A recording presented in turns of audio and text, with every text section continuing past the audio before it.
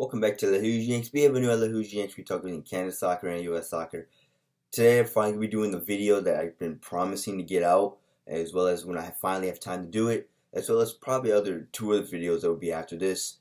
So what I'll probably do is I'll probably make them all today, but pre-release them. Probably in one video today, one video tomorrow, and one video Monday. That way, I'm not just throwing 3 videos on one day. So just space them out for the sake of that, but without a doubt, it's fine. The video is finally here where I'm going to be reacting to the women's CONCACAF World Cup qualifiers, as well as the Olympic qualifiers, basically the CONCACAF Women's Championship Tournament, and between Canada and the United States women's teams. And we got Group A and then we got Group B, so I'm going to be doing it starting with Group A first. I was going to start with Canada's Group B, but since they're in Group B and US is in Group A, we'll do alphabetical order. But yeah, the video's finally here. It's finally gonna be uploaded today. So basically, we're gonna break down each group and then do a short preview or short in-depth discussion from both the USA's women's and the Canadian women's. But then the next 2 videos I'm gonna release, one tomorrow and one Monday. It's going to be more in-depth discussion on one on the USA and one on Canada's women's teams and what the group means for them. But today is just an overall reaction for all groups. I'm going to try and also talk about all the other teams as well, and not just be towards Canada and USA, even though I focus on them. So I will talk about a little bit of Mexico and Jamaica as well as even Costa Rica and Trinidad and Tobago, or the other teams that are in here as well. So yeah, without further ado, let's just dive right into this, shall we? So in Group A, a very, very tasty group, and I think it's probably the hardest group, in the group or in the whole tournament. We've got the USA, Mexico, Jamaica, and Haiti. All of them are good teams. I've been following along. I'm gonna admit I have not been following with the Haiti team, but I've been hearing lots of rumors around from discussion groups and everything saying that Haiti is good. Haiti's a good team. Just like Jamaica, we all know it's a tough team. Mexico is on the rise, and they could soon challenge the likes of Canada and the United States for best in CONCACAF, just like kind of the inverse for the men's side, where Mexico and USA have historically been dominating. Canada's rising. So we've got a little inverse action here, it looks like, with Mexico. And that's, as I said, any good competition is great for CONCACAF, men or women. And I always want to see this U.S.-Mexico women's rivalry build too, right? For the most part, it's been dominated by one side. The U.S. has always dominated Mexico, but maybe that can change given how the Mexico's starting to see some future talent, as well as also take a few U.S. women's players also, with Mexican citizenship, if I can say that, are also deciding to play for Mexico. So they're making the switch, and yeah, I mean, that's good. I mean, I want to see teams like Mexico and Haiti, Jamaica as well, any team in CONCACAF improve. That just makes for a better and more tougher group, or more tougher conference, I should say, confederation. But yeah, Group A is really, really, it's a good group. I want to say for the United States. I'm going to talk about this in another video in depth on what each game probably means for them and what the whole group. But just first glance at it, Mexico. Don't sleep on Mexico, as they beat Canada recently in a couple friendlies. Jamaica. We know what they did when last time the U.S. played them. I don't know if it was at Q2, maybe that was Nigeria, but when the U.S. played Jamaica last time, I think it was only 2-0. The Reggae girls put up a pretty good fight. So, and keep in mind, the U.S. has a lot more younger players now, so it's not the same players that played Jamaica. And so, unless those were the same young players, but nonetheless, that should be a good game too, just like Mexico. Haiti. If what holds true with everybody talking about how good Haiti's been in their qualifiers and their run so far, then man, they're gonna be a mystery for me, because I've never seen the Haitian women's team play. But if people say they're good, then it looks like we've got ourselves a round out group. Mexico, Jamaica, Haiti, and of course the favorites, United States. I mean, I honestly think this would be a great, perfect test, for this young transitional women's team that's in the transition, right? As we said, we want them playing tough opponents, getting them, kind of a smoother transition, getting them used to playing these teams, right? Um, Mexico, I don't know how they're gonna come out. They might come out like a low block, and I think that's how they said after the recent U.S. Women's friendly against Uzbekistan. USA, now that they're playing more CONCACAF opponents, maybe facing a lot more low blocks. Like Jamaica's gonna go into a low block. Haiti's definitely gonna probably go into a low block, and then Mexico's gonna go into a low block as well.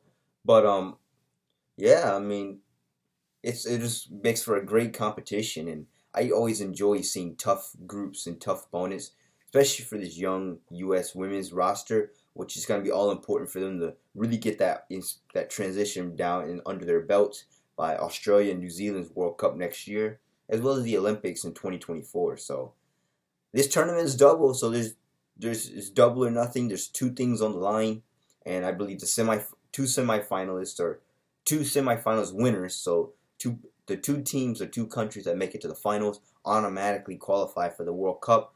I believe the semifinals qualify for the Olympic. No, semifinals qualify for World Cup, I believe, and then finals qualify for Olympics. Yeah, I think that's how it is. It's one of those, but nonetheless, both things are on the line here. We got ourselves a good Group A. USA once again, USA, Jamaica, Mexico, and Haiti. No particular order. But I mean, I'm really looking forward to watching all these games, seeing how these U.S. These young players, young generation performs. By the way, these games are not in the USA. No, they will be in Mexico. I believe one will be played at the stadium in Tigres, where I can't remember what city that is. I think they're both in Monterrey. Yeah, they're all in Monterrey. There it is, right there too. And then as well as Estadio BBVA, home of CF Monterrey, and yeah, we've got both games, so the whole tournament is in Monterrey, and it's not in Mexico City, which I would have been interested to see if it was at Azteca, but hey, Monterrey, they got a good stadium there. I believe the USA is playing in Estadio BBVA, while Canada's playing at Estadio Tigres. So good group. We got two groups. The whole tournament being hosted in Monterrey, which I enjoy. I mean, yeah, change up the scenery for once. I mean, host it in Canada or Mexico for once, right? Rather than the U.S., where the USA, I mean, no offense, but I got really, like, even with the men's, I kind of get tired of watching the same games, like same tournaments being played in the USA, as I really want to look for a change for once, Have some of these teams, like the USA, men and women, travel to other venues and get used to playing away opponents, right? Rather than hosting on their own field, which by all means it's not bad, but I mean, but then again, I've seen enough, and I kind of, at least from the home, but I want to see how they perform under away and going to other people's houses, and do they put up a fight? Is it different? And that's what I'm really looking for. I'm really excited about one of this for the most, and it just even helps that the USA got a tough group. So nonetheless, that's Group A. We got some good, tasty matchups here and potential here, and Group A. Now we go to Group B, Canada's group. We have Canada, of course, Costa Rica, Panama, and Trinidad and Tobago. Canada and Costa Rica are pretty good teams here. Panama as well, I think, can be a good team. We'll have to see how they play. Trinidad and Tobago, have to see how they play as well. But nonetheless, the two favorites of this group, I believe, are Canada and Costa Rica. Panama may challenge. I once again, I admit that I haven't seen neither Trinidad and Tobago or Panama play for the women, but Costa Rica I have seen a little bit of experience with playing, U.S. and Canada. I believe the USA beat them relatively compared to other CONCACAF opponents, only 4-0.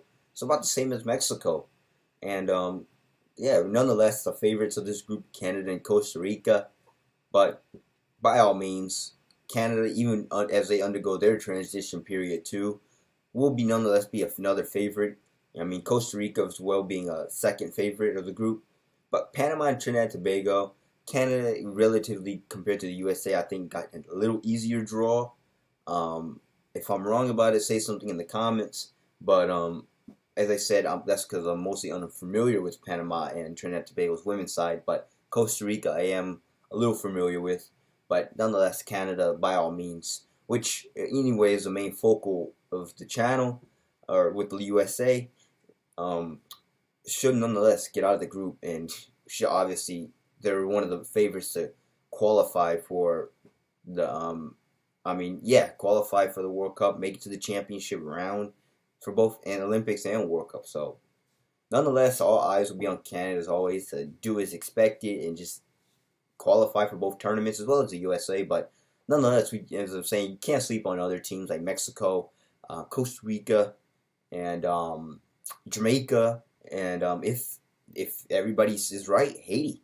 Haiti could put up a good fight, but once again, it could all just be blown out of proportion for Haiti, and we could all be wrong, and maybe they're just getting a little overhyped, but I don't know. I mean, the only way I can find out is if I watch them play on TV starting with, I believe, I don't know when the actual scheduled games are, but keep in mind this tournament is in July and it's not in September, as I've probably been saying for the past. But nonetheless, it should be a good tournament. Canada is once again your Group B: Canada, Costa Rica, Panama, and Trinidad and Tobago. Compared to the USA, I believe Canada has a relatively easier group, but hey, I mean, you've got to go. I mean, both teams have to qualify or go to the semifinals and the finals either way, so it doesn't matter who you play. Once again, quick rundown as I did with the USA. Canada, once again, like the USA, will probably be playing these teams, and just like the USA, these teams will probably be in low block. Maybe Costa Rica, like Mexico, probably will not be scared, and especially since Mexico, I know, will be on their it will be on their home, so maybe Mexico will be prepared to defend their home. But going back to Canada, Costa Rica, I mean, nonetheless, all these teams are most likely to play low blocks. But out of all these teams, I'd say Costa Rica might not be afraid to just take it to Canada. I mean, maybe Panama might do it at times too, but Trinidad and Tobago. But I expect those teams, especially Panama, Trinidad and Tobago, to just play low block and to just really defend and wait for that one chance and then try and capitalize. So those two teams for sure are going to try to capitalize off of Canada's mistakes. But Costa Rica too. But nonetheless, Costa Rica might not be afraid to take a little fight to Canada. So yeah, that's a quick rundown of Canada and USA's groups for your CONCACAF Championship Tournament. Once again, this doubles as a qualifier for the Olympics and the World Cup. So World Cup being next year, 2023 in Australia and New Zealand, and the Olympics being being next year, the year after in 2024. It's a shorter year due to the pandemic, but nonetheless, therefore, we've never had a double competition qualifier in one tournament before.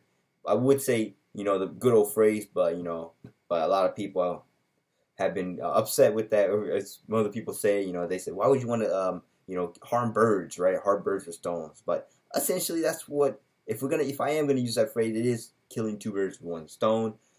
But and nonetheless, then again, yeah, they're right. I don't know why we're gonna harm birds, but I'm getting off topic.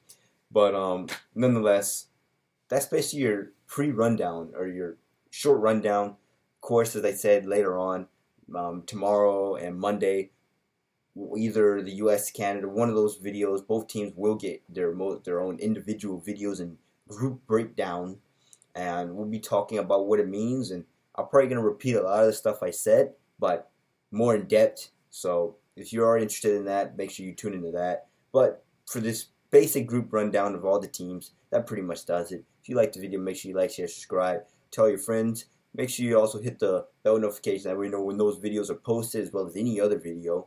And tell your friends, we've got a good tournament and a tournament that doubles as two on the line coming up in July.